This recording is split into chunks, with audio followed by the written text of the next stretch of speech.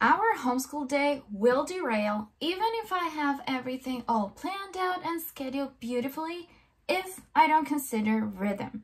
In this video, I will share how rhythm helps me keep my homeschool mama attitude in check for a successful day.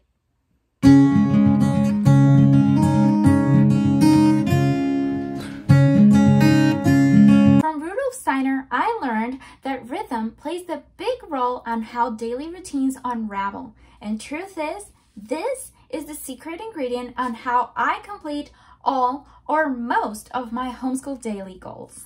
The main idea is to use an inhale, exhale pattern in the activities or the order of the subjects throughout your day. Inhale, exhale, inhale. Are we talking yoga? Not quite, but follow my lead for a second here.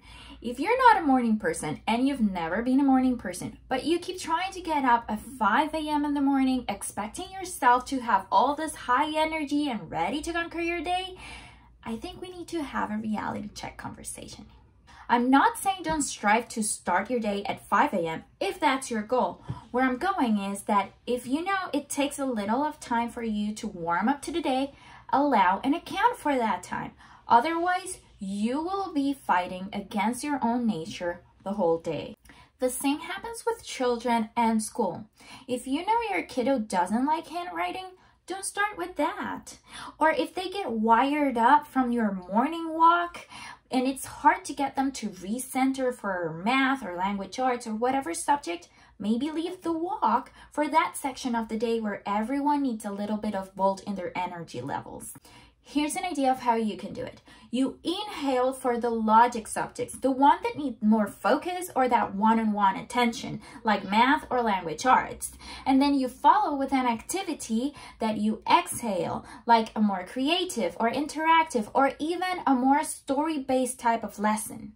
Knowing what subjects your student likes best versus the ones they're not too excited about is very helpful for this technique of rhythm. In the beginning, it does take a bit of intentional planning, but once you get into the practice, you don't need a plan. You just need to be clear on what are your students' inhales and exhales, and this will look different for every family. By managing your schedules with this approach, you would give your students and yourself physical and mental breaks because you are activating both sides of your brain during your day in intervals. And that on its own is very helpful because there is no way to successfully teach or learn with an overexhausted or overstimulated mind.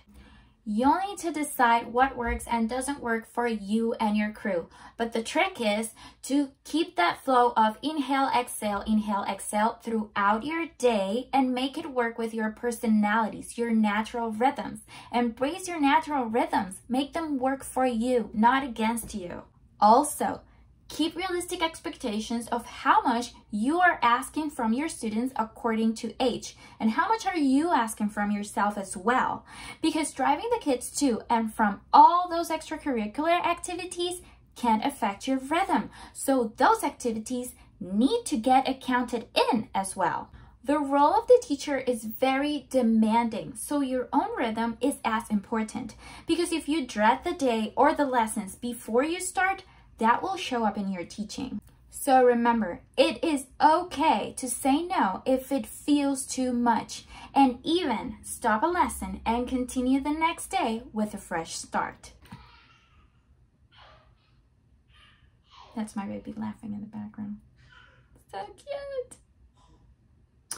And talking about fresh starts, I will see you in this video next, where I share how we start our school days. Thank you so much for watching. Ciao.